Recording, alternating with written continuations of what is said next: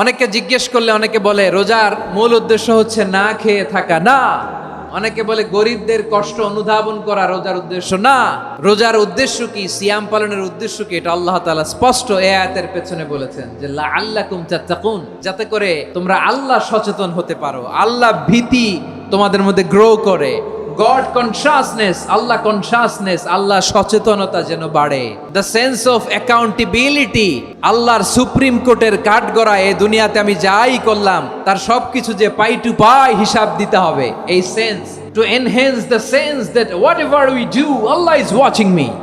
আপনি যাই করেন কেউ দেখে না, কিন্তু দেখে কে? শুরুতেই তো জিজ্ঞেস করেছিলাম যে কেউ যেটা দেখে না সেটা দেখেন কে, কেউ যেটা শোনে না সেটা শোনেন কে? এর নাম হচ্ছে লাআল্লাকুম তাত্তাকুন, যাতে করে তোমরা আল্লাহ সচেতন হতে পারো, আল্লাহ ভীরু হতে পারো। দুনিয়ার কেউ দেখে না কিন্তু আল্লাহ দেখে, এটাই রোজার মূল শিক্ষা। আমার প্রিয় ভাইরা,